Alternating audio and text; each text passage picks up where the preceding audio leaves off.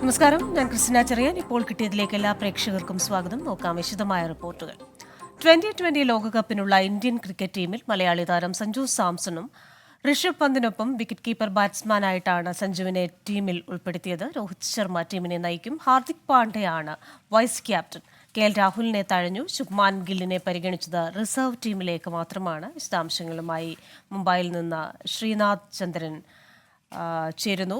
ശ്രീനാഥ്, ഏകദിന ലോകകപ്പിൽ മികച്ച പ്രകടനം നടത്തിയ KL രാഹുലിനെ ടീമിൽ നിന്ന് ഒഴിവാക്കിയിട്ടുണ്ട്. എന്തുകൊണ്ടായിരിക്കും അത്? ക്രിസ്റ്റിന, ഈ ടീം ലിസ്റ്റ് പുറത്തു വരുമ്പോൾ ഏറ്റവും ശ്രദ്ധേയമായത്, ഏറ്റവും പ്രധാനപ്പെട്ടതും നമുക്ക് മലയാളികളെ സംബന്ധിച്ചിടത്തോളം സഞ്ജു സാംസന്റെ ഒരു ഇൻക്ലൂഷൻ തന്നെയാണ്. ആ ടീമിലേക്ക് സഞ്ജു സാംസൺ എത്തുന്നു. വീണ്ടും ഒരിക്കൽ കൂടി ശ്രീശാന്തിന് ശേഷം ലോകകപ്പ് കളിക്കുന്നു ഒരു മലയാളി താരം എന്നതിൽ നമുക്കേറെ അഭിമാനിക്കാം. 15 അംഗ സംഘത്തിലാണ് സഞ്ജു ഉള്ളത്. അതുകൊണ്ട് പ്ലേയിങ് 11-ൽ അദ്ദേഹത്തിന് ഇടം ലഭിക്കുമോ എന്നതിൽ വ്യക്തതയില്ല. അത് അവസാന നിമിഷത്തിൽ മാത്രമേ അക്കാര്യത്തിൽ വ്യക്തത വരികയുമുള്ളൂ. ഇപ്പോൾ മനസ്സിലാക്കുന്നത് രണ്ടാം വിക്കറ്റ് കീപ്പർ ബാറ്റർ എന്നുള്ള നിലയിലാണ് സഞ്ജു സാംസനെ ടീമിലേക്ക് എടുത്തിട്ടുള്ളത്. ഋഷഭ് പന്താണ് ഒന്നാം വിക്കറ്റ് കീപ്പർ ബാറ്റർ. ഋഷഭിന് നേരത്തെ തന്നെ സെലക്ഷൻ കമ്മിറ്റിയിൽ ഒരു അനുകൂല തീരുമാനം ഉണ്ടാകും എന്നത് ഏതാണ്ട് വ്യക്തമായതായിരുന്നു. പിന്നീട് രണ്ടാം വിക്കറ്റ് കീപ്പർ ബാറ്റർക്കുള്ള ചർച്ചകളാണ് പ്രധാനമായും നടന്നത്. ഇഷാൻ കിഷൻ ആദ്യ റൗണ്ടിൽ തന്നെ ഒഴിവായിപ്പോയി എന്നതാണ് മനസ്സിലാക്കുന്നത്. പിന്നീട് സഞ്ജു സാംസണും KL രാഹുലും രണ്ടു പ്രധാനപ്പെട്ട താരങ്ങൾ വരുന്നു. സീനിയോറിറ്റി ഒരു അല്പം കൂടുതൽ KL രാഹുലിന് തന്നെയാണ്. പക്ഷേ ഈ സമീപകാലത്ത് ഈ IPL-ൽ ഏറ്റവും മികച്ച പ്രകടനം, സ്ഥിരതയാർന്ന പ്രകടനം നടത്തിയത് സഞ്ജുവാണ് എന്നുള്ള വിലയിരുത്തലിലേക്ക് ഈ സെലക്ഷൻ കമ്മിറ്റി വന്നു. അതിലുള്ള പ്രധാനപ്പെട്ട കാരണം ഈ IPL-ൽ അദ്ദേഹം ക്യാപ്റ്റനായി മത്സരിക്കുന്നു. ക്യാപ്റ്റൻ എന്നുള്ള നിലയ്ക്ക് അദ്ദേഹം മൈതാനത്ത് കാണിക്കുന്ന അദ്ദേഹത്തിൻ്റെ ഒരു മെച്യൂരിറ്റി, അതിനൊപ്പം മത്സരം അവസാനിപ്പിക്കുന്ന ഒരു ഫിനിഷറുടെ റോൾ പോലും അദ്ദേഹം എടുക്കുന്നുണ്ട്. അതിനൊപ്പം ബാറ്റിങ്ങിൽ അദ്ദേഹം സ്ഥിരത പുലർത്തുന്നുണ്ട്. വലിയ ഇന്നിങ്സുകൾ കളിക്കാൻ അദ്ദേഹത്തിന് സാധിക്കുന്നുണ്ട്. അങ്ങനെ ഒരു പോസിറ്റീവ് അപ്രോച്ച് ആകെ സഞ്ജുവിൽ ഈ സീസണിൽ ആകെ കാണാൻ വേണ്ടി കഴിയുന്നുണ്ട്. അതുകൂടി പരിഗണിച്ചാണ് KL രാഹുലിന് മുകളിൽ സഞ്ജു സാംസണ് ഇടം ലഭിക്കുന്നത്. അങ്ങനെ KL രാഹുൽ ഈ ടീമിൽ നിന്ന് ഒഴിവായി പോകുന്നു. രണ്ടാം വിക്കറ്റ് കീപ്പറായി സഞ്ജു സാംസൺ എത്തുന്നു. നേരത്തെ തന്നെ പ്രതീക്ഷിച്ച ചില പേരുകളുണ്ട്. രോഹിത് ശർമ്മ ക്യാപ്റ്റൻ എന്ന നിലയ്ക്ക് നേരത്തെ തന്നെ ടീമിൽ ഇടം ഉറപ്പിച്ചതാണ്. യശസ്വി ജയ്സ്വാൾ ഒരു യങ് താരം, ഒരു വളരെ ചെറിയ ഒരു താരം. അദ്ദേഹം വളരെ മികച്ച രീതിയിൽ ഇപ്പോൾ കളിക്കുന്നു. അദ്ദേഹത്തിനും ടീമിൽ നേരത്തെ തന്നെ സാധ്യത ഉണ്ടായിരുന്നതാണ്. വിരാട് കോഹ്ലി ഈ തുടക്കത്തിൽ ഈ IPL തുടങ്ങുന്ന സമയത്ത് അദ്ദേഹത്തിന്റെ കാര്യത്തിൽ ചിലരെങ്കിലും സംശയം പ്രകടിപ്പിച്ചെങ്കിൽ ഈ IPL ഇപ്പോൾ ഇങ്ങനെ മുന്നോട്ട് പോകുമ്പോൾ അദ്ദേഹം അല്ലാതെ മറ്റൊരാൾക്ക് ആ പൊസിഷനിലേക്ക് കളിക്കാനില്ല എന്നതിലേക്ക് സെലക്ഷൻ കമ്മിറ്റിയും എത്തുന്നുണ്ട്. സൂര്യകുമാർ യാദവ് 2020-ൽ അദ്ദേഹത്തിന്റെ മികച്ച പ്രകടനങ്ങളാണ് ടീമിൽ ഉറപ്പിക്കുന്നത്. ഹാർദിക് പാണ്ഡ്യയുടെ കാര്യത്തിൽ വൈസ് ക്യാപ്റ്റനായ ഹാർദിക് വരുമ്പോൾ അദ്ദേഹത്തിന്റെ സാധ്യതകളെക്കുറിച്ച് പലരും സംശയങ്ങൾ പ്രകടിപ്പിച്ചിരുന്നു. സെലക്ഷൻ കമ്മിറ്റി യോഗത്തിലും അദ്ദേഹത്തിന്റെ ബൗളിങ്ങിലൊക്കെയുള്ള പിന്നോട്ട് പോക്ക് അതൊക്കെ തന്നെ കാര്യമായി ചർച്ചയിൽ വന്നു. പക്ഷേ അദ്ദേഹത്തിന് തത്തുല്യനായ ഒരു പ്ലെയറെ കണ്ടെത്താൻ കഴിയാത്തതിനാൽ ഹാർദിക് തന്നെ ടീമിന്റെ വൈസ് ക്യാപ്റ്റനായി തുടരുന്നു. ശിവം ദുബെ സ്പിന്നിനെ അനുകൂലിക്കുന്ന പിച്ചുകളിലാകും മത്സരം നടക്കുക എന്നത് കൂടി മുന്നിൽ കണ്ടാകും ശിവം ദുബെയെ കൂടി ടീമിലേക്ക് എടുക്കുന്നത്. രവീന്ദ്ര ജഡേജയുടെ കാര്യത്തിൽ അദ്ദേഹത്തിന്റെ ബാറ്റിങ്ങിനെ കുറിച്ച് ചില സംശയങ്ങളുണ്ടായിരുന്നു. ഓൾറൗണ്ടറാണ്. പക്ഷേ 7-ാം നമ്പറിൽ അദ്ദേഹത്തെ എങ്ങനെ ഉപയോഗിക്കാൻ കഴിയുമെന്ന കാര്യത്തിൽ ചിലരെങ്കിലും സംശയം പ്രകടിപ്പിച്ചിരുന്നു. അത്തരം ചർച്ചകൾ നടന്നു എന്നത് തന്നെയാണ് മനസ്സിലാക്കുന്നത്. പക്ഷേ രവീന്ദ്ര ജഡേജയും ടീമിലേക്ക് എത്തുന്നു. യുശ്വേന്ദ്ര ചഹൽ 2023 ഓഗസ്റ്റിന് ശേഷം വീണ്ടും ഒരിക്കൽ കൂടി ടീമിലേക്ക് മടങ്ങിയെത്തുന്നത് ഒരു പ്രധാനപ്പെട്ട കാര്യം തന്നെയാണ്. ജസ്പ്രീത് ബുംറയുടെ കാര്യത്തിൽ നേരത്തെ തന്നെ അത് ഉറപ്പിക്കപ്പെട്ട പേരാണ്. അങ്ങനെ പ്രധാനപ്പെട്ട പല പേരുകൾ നേരത്തെ പ്രതീക്ഷിച്ചത്. അതിനൊപ്പം തന്നെ ചില സർപ്രൈസിംഗ് ആയ അഡീഷൻ ഉണ്ട്. അതേസമയം ചിലരെ ഒഴിവാക്കിയ കാര്യം ഇപ്പോൾ സമൂഹ മാധ്യമങ്ങളിലൊക്കെ വലിയ ചർച്ചയാവുന്നുണ്ട്. അതിൽ പ്രധാനപ്പെട്ടത് റിങ്കു സിംഗിന്റെ കാര്യമാണ്. അദ്ദേഹം റിസർവ് ലിസ്റ്റിലേക്കാണ് വരുന്നത്. പക്ഷേ അദ്ദേഹത്തിന് വലിയ ആരാധക വൃന്ദമുണ്ട്. ഒരു ഫിനിഷർ എന്നുള്ള റോളിൽ അദ്ദേഹം മികച്ച പ്രകടനം കാഴ്ചവെക്കുന്നുണ്ട്. പക്ഷേ ഈ IPL അദ്ദേഹത്തിന് ആവശ്യത്തിനുള്ള അത്രയും അവസരങ്ങൾ കിട്ടിയിട്ടില്ല എന്നതാണ് വസ്തുത. അതുകൊണ്ട് അദ്ദേഹത്തിന് ആ പ്രകടനം വീണ്ടും ഒരിക്കൽ കൂടി അവസാന നിമിഷം സെലക്ഷൻ കമ്മിറ്റിക്ക് മുന്നിൽ കാണിക്കാൻ കഴിഞ്ഞില്ല എന്നതാവാം ഒരുപക്ഷെ അദ്ദേഹത്തിന് തിരിച്ചടിയായി റിസർവ് ലിസ്റ്റിലേക്ക് പോകാനുള്ള കാരണം. ഒപ്പം ശുഭ്മാൻ ഗില്ലിനെയും ഒഴിവാക്കാനുള്ള കാരണം റൈറ്റ് ഹാൻഡർ ബാറ്റർമാർ ഈ ടീമിൽ പലരുമുണ്ട്. മികച്ച പ്രകടനം കാഴ്ചവെക്കുന്നവരുണ്ട്. അതിൽ മറ്റൊരു അഡീഷൻ കൂടി ആ തരത്തിൽ വേണ്ട എന്നുള്ളൊരു നിലപാടിലേക്ക് സെലക്ഷൻ കമ്മിറ്റി പോയത് കൊണ്ടാണ് ഒരുപക്ഷെ ശുഭ്മാൻ ഗില്ലും റിസർവ് ലിസ്റ്റിലേക്ക് പോയത്. കൃഷ്ണ, ശരി. എന്തായാലും 2020 ലോകകപ്പിനുള്ള ടീമിനെ പ്രഖ്യാപിച്ചു. മലയാളികൾക്കേറെ അഭിമാനമാണ്. ശ്രീശാന്തിന് ശേഷം മറ്റൊരു താരം ടീമിലെത്തുന്നു. സഞ്ജു സാംസൺ ആരാധകർക്ക് വളരെ സന്തോഷമുള്ള കാര്യമാണ്. എന്നാൽ ഈ 15-അംഗ ടീമിലുണ്ടെങ്കിലും ആദ്യ 11-ൽ എത്താനുള്ള സാധ്യത എത്രത്തോളമായിരിക്കും എന്നൊക്കെ ക്രിക്കറ്റ് ആരാധകർ ചിന്തിച്ചുകൊണ്ടിരിക്കുകയാണ്. വിശദാംശങ്ങൾ നൽകിയത് ശ്രീനാഥ് ചന്ദ്രനാണ് മുംബൈയിൽ നിന്ന്. എറണാകുളം തോപ്പുംപടി പാലത്തിന് സമീപമുള്ള പറമ്പിൽ തീപിടുത്തം. തീയണയ്ക്കാനുള്ള ശ്രമം തുടരുന്നു. വിശദാംശങ്ങളുമായി കൊച്ചിയിൽ നിന്ന് വിഷ്ണു സുരേഷാണ് ചേരുന്നത്.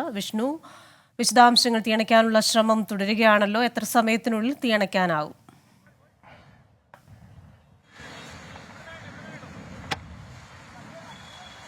ക്രിസ്റ്റീന, നിലവിൽ 5 യൂണിറ്റ് ഫയർഫോഴ്സ് ആണ് എത്തിയിരിക്കുന്നത്. നേവിയുടെ ഫയർഫോഴ്സ് യൂണിറ്റ് ആണ് എത്തിയിരിക്കുന്നത്. തീ ഏറെക്കുറെ നിയന്ത്രണ വിധേയമായിട്ടുണ്ട്. പക്ഷേ അവസാനവട്ട അല്ലെങ്കിൽ അവസാനവട്ട ശ്രമത്തിലേക്ക് കടക്കുകയാണ്. ദൃശ്യങ്ങൾ കാണുന്നത് പോലെ ആദ്യഘട്ടത്തിൽ ഈ പറമ്പ് പൂർണ്ണമായും കത്തിവെച്ചു തൊട്ടടുത്ത പ്രദേശത്തേക്ക് തീ പടർന്നു. നിലവിൽ അവിടെ തീ അണക്കാനുള്ള ശ്രമമാണ് നടന്നുകൊണ്ടിരിക്കുന്നത്. നേവിയുടെ 4 യൂണിറ്റ് ഫയർഫോഴ്സ് ആണ് എത്തിയത്. ഏകദേശം 2 മണിയോടുകൂടിയാണ് തീ പടർന്ന് തുടങ്ങിയത്. അപ്പോൾ ഇവിടെ പ്രധാനമായും ഇവർക്ക് വെല്ലുവിളിയായത് കാറ്റിന്റെ ഒരു പ്രശ്നമാണ്. കായലിനോട് ചേർന്ന് കിടക്കുന്ന പ്രദേശമാണ്, അതുകൊണ്ട് കാറ്റുണ്ടായിരുന്നു. ആ കാറ്റിൽ നിന്ന് വ്യാപകമായി തീ ഉള്ളിലേക്ക് പടരുകയായിരുന്നു. ഇതിന് തൊട്ടടുത്ത് ജനവാസ മേഖല അല്ലെങ്കിൽ വീടുകളൊന്നുമില്ല, പക്ഷേ മറ്റ് ഓയിൽ പമ്പുകൾ അല്ലെങ്കിൽ ടാങ്കുകൾ ഒക്കെ ഉണ്ട്. അതാണ് ഒരു ആശങ്കയായി നിലനിന്നത്. എന്നാൽ അങ്ങോട്ടേക്കൊന്നും തീ പടരുന്നതിന് മുമ്പ് തന്നെ നേവിയുടെ ഫയർഫോഴ്സ് എത്തി തീ നിയന്ത്രണ വിധേയമാക്കി. ഏക്കർ കണക്കിന് സ്ഥലം ഇവിടെ കത്തിപ്പോയിട്ടുണ്ട് എന്നുള്ളത് ആണ് നിലവിൽ മനസ്സിലാക്കുന്നത്. ഇത് കൊച്ചിൻ പോർട്ട് ട്രസ്റ്റിന്റെ കീഴിലുള്ള സ്ഥലമാണ്. എന്താണ് തീപിടുത്തത്തിന് കാരണമായത്? ചൂടിന്റെ പ്രശ്നങ്ങളാണോ, അതല്ല എങ്കിൽ ഏതെങ്കിലും തരത്തിൽ പുറത്തുനിന്ന് തീ പടർന്നതാണോ എന്നുള്ള കാര്യങ്ങളെല്ലാം ഇനി പരിശോധിക്കേണ്ടി ഇരിക്കുന്നു. പ്രാഥമികമായി അല്ലെങ്കിൽ ഒരു ആദ്യ നടപടി എന്ന രീതിയിൽ തീ ഒരു പരിധിവരെ കൺട്രോളാക്കാൻ സാധിച്ചിട്ടുണ്ട്. ഇനി ഉള്ളിലേക്ക് പടർന്ന തീ കെടുത്താനുള്ള ശ്രമത്തിലേക്ക് ഫയർഫോഴ്സ് കടക്കുകയാണ്. കുറച്ചുകൂടി ഉള്ളിലേക്ക് ഇറങ്ങി പൈപ്പ് കുറച്ചുകൂടി ഉള്ളിലേക്ക് എത്തിച്ചുകൊണ്ട് വെള്ളം അടിച്ച് തീ കെടുത്താനുള്ള ശ്രമത്തിലേക്കാണ് ഫയർഫോഴ്സ് കടക്കുന്നത്. ഏകദേശം 4 യൂണിറ്റ് എത്തിയിട്ടുണ്ട്. കൂടുതൽ യൂണിറ്റ് ആവശ്യമെങ്കിൽ എത്തിക്കുമെന്ന് അറിയിച്ചിട്ടുണ്ട്. ഏറെക്കുറെ നേരത്തേക്കാൾ എല്ലാം ഈ ദൃശ്യങ്ങളിൽ കാണുന്നത് നേരത്തെ ഇങ്ങോട്ടേക്ക് എത്തുന്നത് വളരെ ശ്രമകരമായിരുന്നു. കടുത്ത പുകയുണ്ടായിരുന്നു. സാറേ, തീ അണ്ടർ കൺട്രോൾ അല്ല. എന്തായിരുന്നു കാരണം? അറിയില്ല. രാവിലെ തുടങ്ങിയ കൊച്ചുംപോട്ടുകാർ രാവിലെ തുടങ്ങിയെന്നാണ് പറഞ്ഞു. കറക്റ്റ് അറിയില്ല. അതായത് ഉള്ളിലെ തീ അത് കൺട്രോൾഡ് ആയിട്ടില്ല എന്നാണ് നിലവിൽ പറയുന്നത്. അത് കെടുത്താനുള്ള ശ്രമമാണ്. പ്രത്യേകിച്ച് പുല്ലിന് തീ പിടിച്ചത് കൊണ്ട് തന്നെ കെടുത്തുക എന്നുള്ളത് വളരെ ശ്രമകരമായ ദൗത്യമാണ്. പ്രത്യേകിച്ച് കനത്ത ചൂട് നിലനിൽക്കുന്നുണ്ട്. തീ ഒരു ഘട്ടത്തിൽ പിടിച്ചു കഴിഞ്ഞാൽ അത് പലയിടങ്ങളിലേക്കും വ്യാപിക്കാനുള്ളൊരു സാധ്യതയുണ്ട്. അത് തന്നെയാണ് ഇവിടെയും സംഭവിച്ചിരിക്കുന്നതെന്നാണ് പ്രാഥമികമായി മനസ്സിലാക്കുന്നത്. കടുത്ത പരിശ്രമം നേവി ഫയർഫോഴ്സിന്റെ ഭാഗത്തുനിന്ന് ഉണ്ടാകുന്നുണ്ട്. എത്രയും പെട്ടെന്ന് തീ നിയന്ത്രണ വിധേയമാക്കാം എന്നൊരു പ്രതീക്ഷയാണ് അവർ പങ്കുവെക്കുന്നത്. ക്രിസ്റ്റീന. വിഷ്ണു, അതുപോലെ തന്നെ ഈ തൊട്ടടുത്ത് ജനവാസ മേഖലയൊന്നും ഇല്ലല്ലോ അല്ലേ?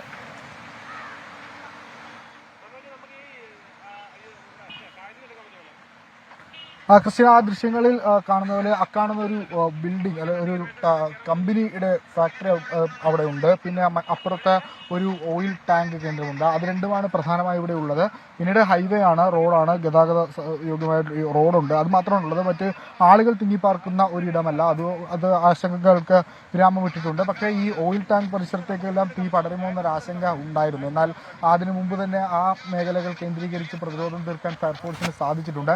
ഇപ്പോൾ പ്രധാനമായി നേരിടുന്ന വെല്ലുവിളി കാറ്റിന്റെ ഒരു പ്രശ്നമാണ്. ശക്തമായ കാറ്റ് കായലിൽ നിന്ന് ഈ പറമ്പിലേക്ക് അടിക്കുന്നുണ്ട്. അതുകൊണ്ട് തന്നെ ഇവിടെ നിന്ന് തീ അങ്ങോട്ടേക്ക് മറ്റിടങ്ങളിലേക്ക് വ്യാപിച്ചുകൊണ്ടിരിക്കുകയാണ്. കൂടുതൽ ഉള്ളിലേക്ക് ഇറങ്ങി ചെല്ലേണ്ട ഒരു സാഹചര്യം ഫയർഫോഴ്സിനുണ്ട്. നേരത്തെ നമ്മൾ ഈ കാണുന്ന പ്രദേശമെല്ലാം കൊടും കാടായിരുന്നു. ഇങ്ങോട്ടേക്ക് നമ്മൾ അതുവഴി റോഡിൽ കൂടെ പോകുമ്പോൾ തന്നെ ഇങ്ങോട്ടേക്ക് നോക്കാൻ പോലും പറ്റാത്തത്ര രീതിയിൽ കാട് പിടിച്ചു കിടക്കുന്ന പ്രദേശമായിരുന്നു. അത് പൂർണ്ണമായും കത്തി നശിച്ച് നിലവിൽ ഇങ്ങനെ ആയിട്ടുണ്ട്. അതിന്റെ അകത്തേക്ക്, അതായത് ഉൾമേഖലകളിലേക്കും സമാനമായ രീതിയിൽ തീ പടർന്നിട്ടുണ്ട്. അവിടെ ഇപ്പോൾ ഫയർഫോഴ്സ് ഉദ്യോഗസ്ഥർ അങ്ങോട്ടേക്ക് അകത്തേക്ക് കയറി ചെന്ന് തീ കെടുത്താനുള്ള ശ്രമമാണുള്ളത്.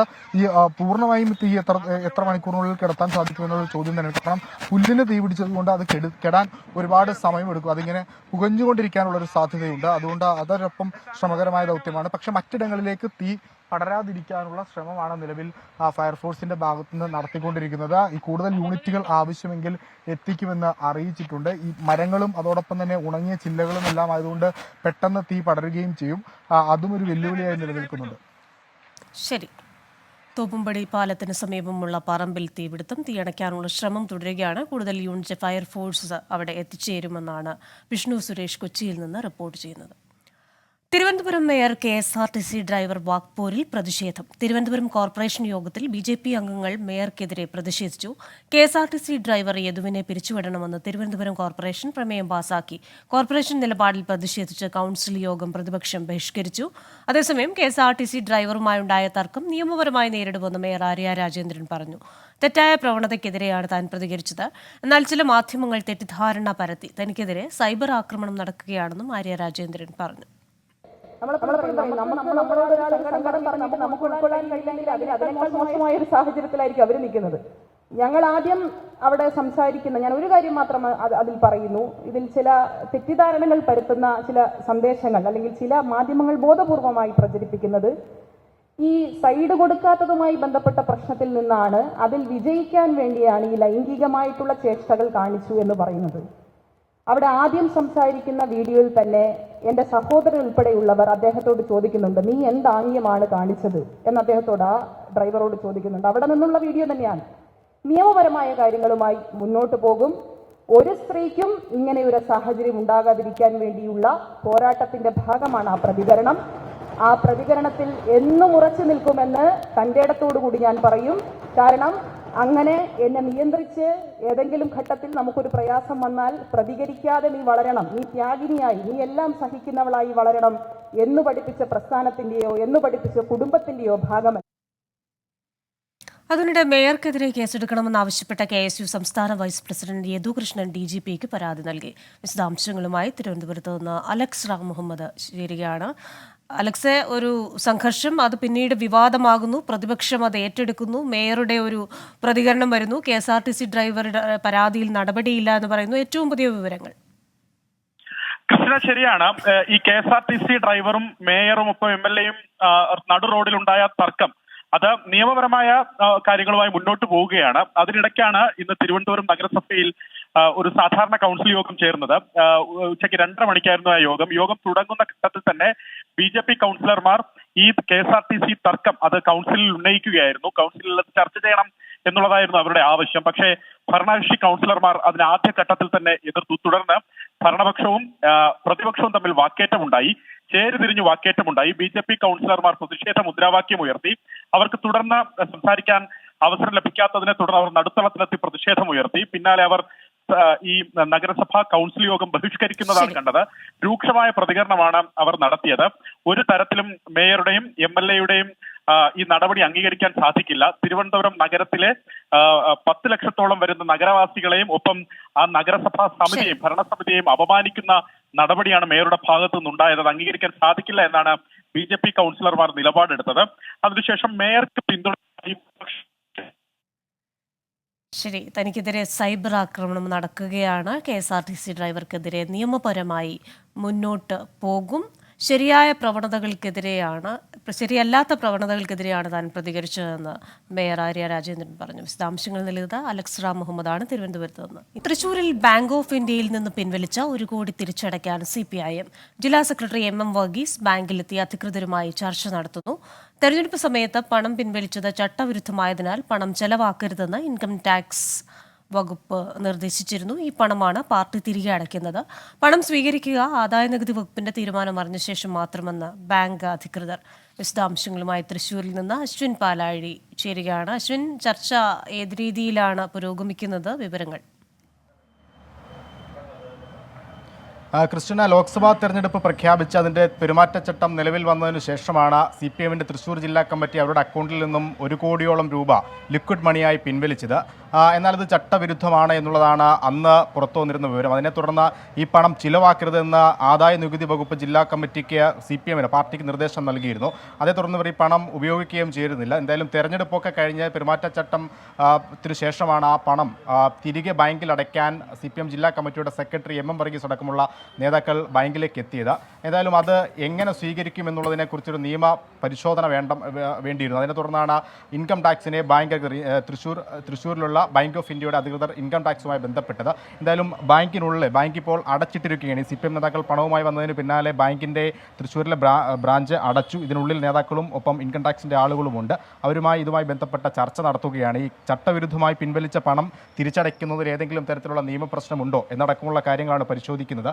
അതിൽ മറ്റു പ്രശ്നങ്ങളില്ല എങ്കിൽ ഈ പണം തിരിച്ചടയ്ക്കുക എന്നുള്ളതാണ് CPM ജില്ലാ കമ്മിറ്റിക്ക് മുന്നിലുള്ള തീരുമാനം. എന്തായാലും ഇതുമായി ബന്ധപ്പെട്ടൊരു നിയമോപദേശം CPM സംസ്ഥാന കമ്മിറ്റിയുമൊക്കെ ബന്ധപ്പെട്ട് തേടിയിരുന്നു എന്നുള്ള വിവരം പുറത്തു വരുന്നുണ്ട്. അതിൻ്റെ അടിസ്ഥാനത്തിലാണ് ഈ പണം തിരിച്ചടയ്ക്കുന്നതിൽ മറ്റു പ്രശ്നങ്ങളില്ല എന്നുള്ളൊരു ഉപദേശം കിട്ടിയതിൻ്റെ ഭാഗമായാണ് ഈ പണം 1 കോടിയോളം രൂപ ബാങ്കിൽ തിരിച്ചടയ്ക്കാൻ നേതാക്കൾ എത്തിയത് എന്നാണ് മനസ്സിലാക്കുന്നത്. എന്തായാലും ബാങ്കിനുള്ളിൽ നേതാക്കളുമായുള്ള ബാങ്ക് അധികൃതരുമായുള്ള ചർച്ച പുരോഗമിക്കുകയാണ്. അതിനുശേഷം മാത്രമാകും ഈ പണം ബാങ്ക് തിരിച്ചെടുക്കുമോ എന്നടക്കമുള്ള കാര്യങ്ങൾ ഒരു വ്യക്തത വരികയുള്ളൂ. ക്രിസ്റ്റീന, തൃശ്ശൂരിൽ നിന്ന് വിവരങ്ങൾ നൽകിയത് അശ്വിൻ പാലാഴിയാണ്.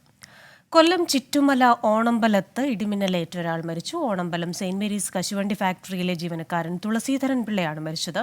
ഒരു സ്ത്രീക്ക് പൊള്ളലേറ്റു. വിവരങ്ങളുമായി കൊല്ലത്ത് നിന്ന് അരുൺ രാജ് ചേരുകയാണ്. അരുൺ, വിശദാംശങ്ങൾ. കടുത്ത വേനലിന് പിന്നാലെയാണ് കനത്ത മഴ കൂടി ഇപ്പോൾ കൊല്ലത്തെത്തുന്നത്. ഈ കനത്ത മഴയ്ക്ക് മുമ്പ് എത്തിയ ഇടിയിലും മിന്നലിലുമാണ് കൊല്ലം ചിറ്റുമൂല ഓണമ്പലത്ത് ഇടിമിന്നലേറ്റ് ഒരാൾ മരിച്ചത്. ഓണമ്പലം സെന്റ് മേരീസ് കശുവണ്ടി ഫാക്ടറിയിലെ ജീവനക്കാരനായ തുളസീധരൻ പിള്ള 65 വയസ്സാണ് ഇടിമിന്നലേറ്റ് മരിച്ചത്. മറ്റൊരു ജീവനക്കാരിയായ പ്രസന്നകുമാരിക്കും ഈ ഇടിമിന്നലേറ്റ് പരിക്കേറ്റിട്ടുണ്ട്. എന്തായാലും തുളസീധരൻ പിള്ളയുടെ മൃതദേഹം ഇപ്പോൾ ആശുപത്രിയിലേക്ക് മാറ്റിയിട്ടുണ്ട്. ശക്തമായ ഇടിയും മിന്നലുമാണ് ഈ മഴയ്ക്ക് മുമ്പ് ഇപ്പോൾ ജില്ലയിലെമ്പാടും അനുഭവപ്പെടുന്നത്. പോരുവഴിയിൽ ഒരു വാഹനത്തിന് മുകളിലേക്ക് ഇടിച്ചായുന്ന അവസ്ഥയുണ്ടായി. മറ്റൊരു വീട്ടിൽ ഉണ്ടായിരുന്ന വൃക്ഷത്തിൽ ഇടിയാഞ്ഞ് വൃക്ഷം രണ്ടായി പിളർന്നു പോകുന്ന സാഹചര്യം അടക്കം ഉണ്ടാവുകയും ചെയ്തിട്ടുണ്ട്. ശരി, കൊല്ലത്ത് നിന്ന് വിശദാംശങ്ങൾ നൽകിയത് അരുൺ രാജാണ്. ഡൽഹി മദ്യനയ അഴിമതിയിൽ മനീഷ് സിസോദിയയ്ക്ക് തിരിച്ചടി. മനീഷ് സിസോദിയ നൽകിയ ജാമ്യാപേക്ഷ തള്ളി. ഡൽഹി റോസ് അവന്യൂ കോടതി ആണ് ജാമ്യാപേക്ഷ തള്ളിയത്. വിവരങ്ങളുമായി ഡൽഹിയിൽ നിന്ന് ബൽറാം നെടുങ്ങാടി ചേരുന്നു. ബൽറാം, ഏത് സാഹചര്യത്തിലാണ് ഇപ്പോൾ ഈ ജാമ്യാപേക്ഷ തള്ളിയിരിക്കുന്നത്?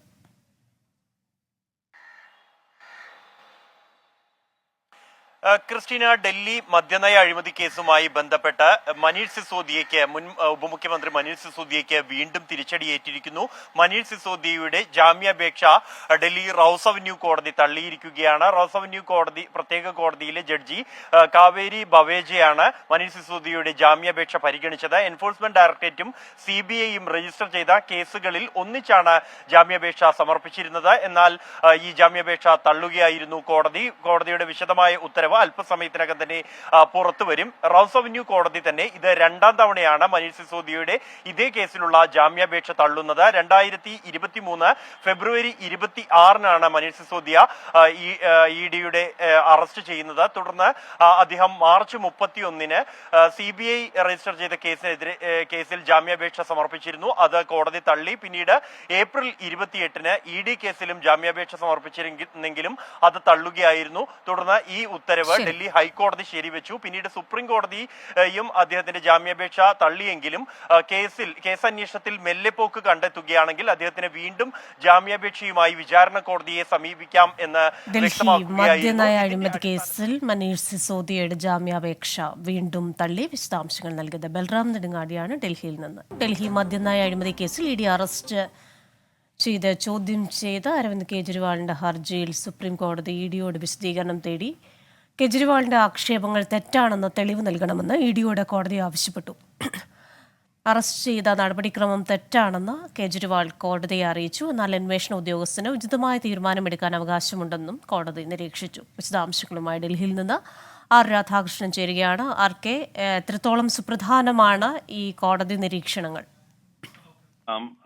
ക്രിസ്റ്റീന, അതിൽ കോടതി EDയോട് ഈ അരവിന്ദ് കെജ്രിവാളിന്റെ ഭാഗം കേട്ടതിന് ശേഷം അതിൽ കോടതിക്ക് അറിയേണ്ട കാര്യങ്ങളെ സംബന്ധിച്ചിട്ടുള്ള ചോദ്യങ്ങളാണ് ഉന്നയിച്ചിരിക്കുന്നത്. ഫലത്തിൽ അത് കോടതിയുടെ ഏതെങ്കിലും ഒരു തീരുമാനത്തിന്റെ ഭാഗമായിട്ടാണോ അല്ലെങ്കിൽ ഒരു കാഴ്ചപ്പാടിന്റെ ഭാഗമായിട്ടാണോ എന്ന് നമുക്ക് പറയാൻ സാധിക്കില്ല. എങ്കിലും അരവിന്ദ് കെജ്രിവാൾ ഉന്നയിച്ചിരിക്കുന്ന ആക്ഷേപങ്ങളിൽ ഏറ്റവും പ്രധാനപ്പെട്ട ഒന്ന്, നടപടിക്രമങ്ങൾ പാലിച്ചില്ല. ഒരു പൗരന്റെ പൗരാവകാശം ലംഘിച്ചു എന്ന് ഉള്ള ഹർജിയിൽ അത് വളരെ പ്രധാനപ്പെട്ട ഒരു ഘടകമാണ്. അതുകൊണ്ട് ഈ പൗരാവകാശം ലംഘിക്കുന്ന വിധത്തിലല്ല അറസ്റ്റ് യാഥാർത്ഥ്യമാക്കിയത് എന്നത് കൃത്യമായി തെളിയിക്കാനാണ് EDയോട് ഇപ്പോൾ കോടതി നിർദ്ദേശിച്ചിരിക്കുന്നത്. ഇതുമായി ബന്ധപ്പെട്ടിട്ടുള്ള രേഖകൾ അടക്കമുള്ളവ നൽകാനായിട്ടുള്ള നിർദ്ദേശമാണ് കോടതിയുടെ ഭാഗത്ത് നിന്ന് ഉണ്ടായിട്ടുള്ളത്. ഒപ്പം അരവിന്ദ് കെജ്രിവാൾ ഇതിൽ ഉന്നയിച്ചിരിക്കുന്ന ഏറ്റവും പ്രധാനപ്പെട്ട ആക്ഷേപങ്ങളിൽ ഒന്ന്, തെരഞ്ഞെടുപ്പ് പ്രഖ്യാപിച്ചതിന് തൊട്ടു പിന്നാലെയാണ് തന്നെ അറസ്റ്റ് ചെയ്തത്. അതിൽ ഏതെങ്കിലും വിധത്തിലുള്ള ഒരു തെളിവ് അനുബന്ധമായിട്ട് ഇല്ല എന്നതടക്കമുള്ള കാര്യങ്ങളും ഉണ്ട്. ഇക്കാര്യങ്ങളിലെല്ലാം EDയുടെ ഭാഗത്തു നിന്നുള്ള നിലപാടും കൃത്യമായിട്ടുള്ള തെളിവുകൾ സംബന്ധിക്കുന്ന വിവരങ്ങളും നൽകണം എന്നുള്ളതാണ്. തെളിവ് കോടതി ആവശ്യപ്പെട്ടിട്ടില്ല. തെളിവുകൾ സംബന്ധിക്കുന്ന വിവരങ്ങൾ നൽകണം. അരവിന്ദ് കെജ്രിവാളിന്റെ വാദങ്ങൾ കേട്ട ശേഷമുള്ള കോടതി നിരീക്ഷണങ്ങളാണ് ഡൽഹിയിൽ നിന്ന് രാധാകൃഷ്ണൻ വിശദീകരിച്ചത്. മലപ്പുറം നിലമ്പൂരിൽ 17 വയസ്സുകാരിയെ പീഡിപ്പിച്ച കേസിൽ 34-കാരന് ജീവപര്യന്തവും 10 വർഷം കഠിന തടവും. തൃശൂർ പള്ളം സ്വദേശി അബ്ദുൾ റഹീമിനെയാണ് നിലമ്പൂർ അതിവേഗ സ്പെഷ്യൽ കോടതി ശിക്ഷിച്ചത്. തടവിന് പുറമെ 1 ലക്ഷം രൂപ പിഴയും അടയ്ക്കണം. പിഴ അടച്ചില്ലെങ്കിൽ 2 വർഷം കൂടി തടവ് ശിക്ഷ അനുഭവിക്കണം.